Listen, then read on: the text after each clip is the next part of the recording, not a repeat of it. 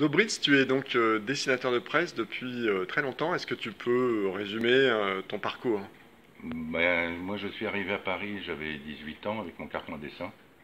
Et le premier journal, je pensais que je faisais de la bande dessinée à l'époque. Et je suis parti voir Pilote, qui se trouvait du côté de Neuilly, pour montrer mes dessins au rédacteur en chef. Je crois que c'était Guy Vidal à l'époque.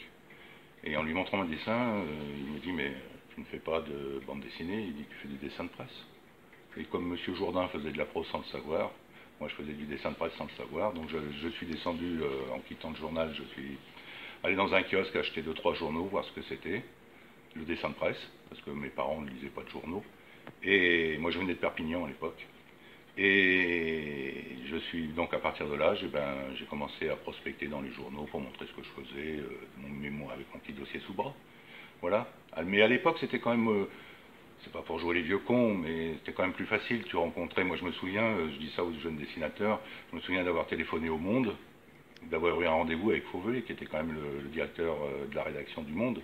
Tu avais quand même accès à des gens qui avaient le pouvoir.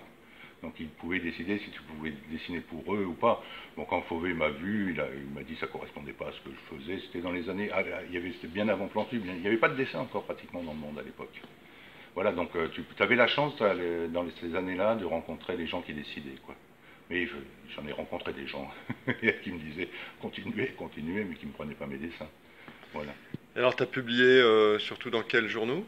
Alors moi, j'ai eu une carrière très prolifique, puisque je crois pas, j'en suis sûr, j'ai publié un peu plus de 30 000 dessins, et j'ai travaillé dans plus d'une centaine de journaux.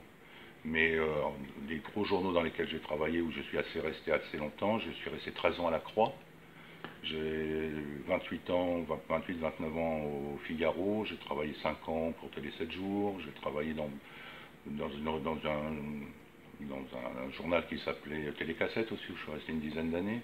Puis après, bon, tu travailles dans plein de journaux, comment pourrais-je dire, de façon épisodique, puisque tu as la carte de presse, tu es pigiste, tu fais le travail de Nouvelle Obs, au Point, à l'Express, travailler à la Vie ouvrière, enfin j'en ai fait tellement que j'en oublie beaucoup. Alors, on peut pas dire que tu fasses du dessin éditorial. Comment tu qualifierais ton dessin ou tes dessins Voilà, alors c'est vrai que c'est ce que j'expliquais précédemment à de jeunes dessinateurs. Soit tu fais des dessins éditoriaux, ce que je faisais à Télé 7 jours par exemple. J'avais une rubrique qui s'appelait l'humeur du zapper, ou un truc, je crois que c'est ça, ou le clin d'œil de Dobry, je ne sais plus ce qu'ils avaient trouvé, où je faisais un dessin sur l'actualité de la télévision. Mais là, je pouvais faire ce que je voulais. Mais c'est vrai que si tu veux, il y a une autre partie de mon métier qui consistait où je travaillais sur des papiers, sur des articles. Mais je ne lisais pas les articles. C'est-à-dire qu'on me donnait juste le titre. Parce que d'abord, l'article, quand tu travailles dans un quotidien, moi je travaillais sur place au Figaro, l'article n'est pas écrit les trois quarts du temps. Le journaliste est en train de l'écrire pendant que toi tu es en train de dessiner. Mais bon, tu es assez au fait de l'actualité pour savoir de quoi il va causer de toute façon. Et je n'ai jamais eu un dessin censuré au Figaro. J'ai toujours fait ce que je voulais. Bon, après, il était visé évidemment quand je faisais un dessin international, il était visé par Gisbert. Mais quand je faisais un dessin sur le sport ou l'économie, c'était visé par les rédacteurs en chef des rubriques.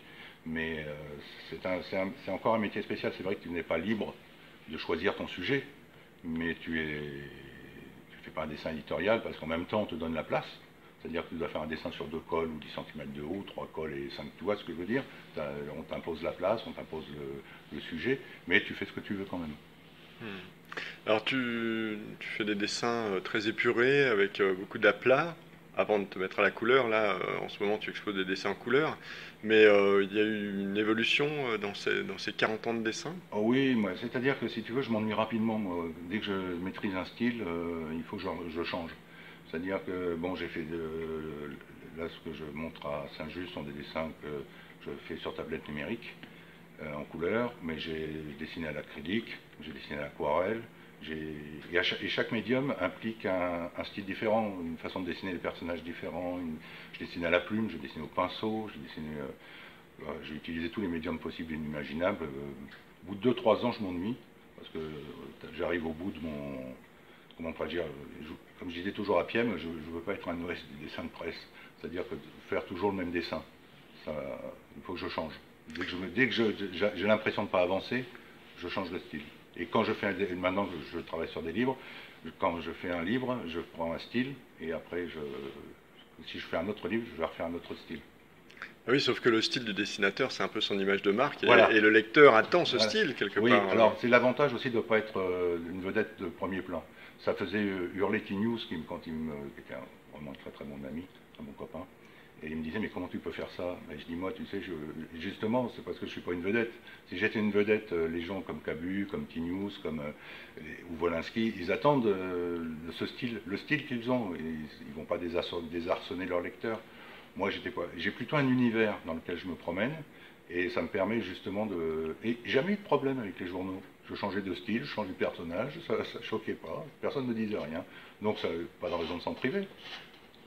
Alors là, le thème des dessins que tu exposes à Saint-Just, c'est quoi? Alors, alors le dessin, là, alors, c'est un projet que j'avais eu, que j'avais commencé à faire pour le Figaro.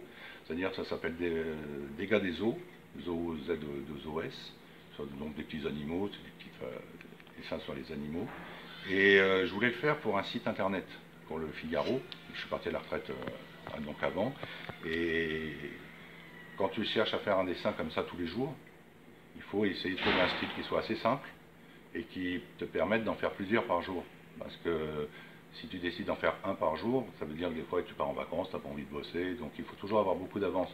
Donc il faut partir sur le principe qu'il faut en faire 2 ou 3 par jour pour pouvoir avoir une marge suffisante pour pouvoir, cette marge te permet, si tu veux, de temps en temps de te reposer ou quand tu n'as pas d'idée, de ne pas dessiner. Mais le problème, c'est que comme ça, enfin le problème, quand je suis parti à la retraite, j'ai continué à faire cette petite série, mais en même temps, comme j'avais plus de, de deadline, des dessins à remettre, le dessin c'est un peu complexifié, comme je dis, j'ai passé de plus en plus de temps. Donc il y a des dessins sur lesquels je peux passer 2 jours maintenant. C'est l'avantage de la retraite, c'est qu'on n'est pas, comment pourrais-je dire, tributaire du temps et de rendre le dessin pour qu'il soit publié le lendemain matin, quoi. Donc il y a des dessinateurs qui simplifient leurs traits tout au long de leur carrière, et toi c'est l'inverse, Voilà. tu prends le temps Voilà, moi de faire de la peinture. voilà, j'aime bien prendre le temps maintenant. Hmm. Mais ce genre de dessin, c'est vrai que maintenant c'est plus à la mode, ce genre de dessin où les dessinateurs. Parce que moi j'ai toujours considéré, si tu veux, dans le dessin de presse, qu'il y avait quand même le mot dessin. Et donc, moi ce que j'aime bien regarder, tu vois, l'époque de Kim, l'époque de Serre, l'époque de Gourmelin, je sais pas si tu te souviens de tous ces gens-là. Hein. Bon, il y avait l'idée, si tu veux, mais je pouvais passer quelques minutes à regarder le dessin quand même. Voilà, Cardon, c'est des grands dessinateurs. Voilà, maintenant, hélas, avec la paupérisation de la profession, les dessinateurs peuvent plus se permettre de passer une journée pour être payé 40 euros. Quoi.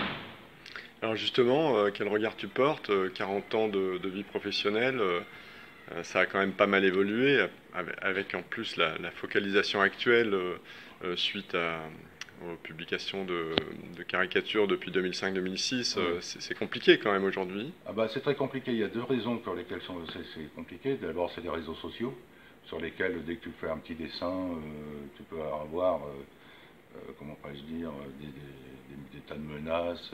Moi, j'ai été menacé au Figaro, mais c'était bon enfant, tu vois. On te menaçait de mort tranquillement en téléphonant. Si on vous voit, on vous tue. Bon, enfin. Mais bon, c'était encore bon enfant. Maintenant, dès que tu fais un dessin, tu as les réseaux sociaux qui reprennent le dessin, qui renvoient ça, tu reçois des lettres d'insultes. Combien de dessinateurs ici ont reçu des menaces de mort pour des dessins Là, avant, nous, tu faisais un dessin, ça plaisait pas, si les gens n'avaient pas lu le journal, ça allait pas plus loin. Maintenant, ils lisent pas le journal, mais ils ont quand même le dessin. Donc, ça tombe très vite. Et puis, cette façon comment pourrais-je dire, de harceler de façon anonyme, je trouve ça assez déprimant, moi. Donc il faut arrêter de dessiner ou il faut Ah non, continuer quand non, on même? continue à dessiner. Moi j'ai jamais été concerné par ce genre de choses.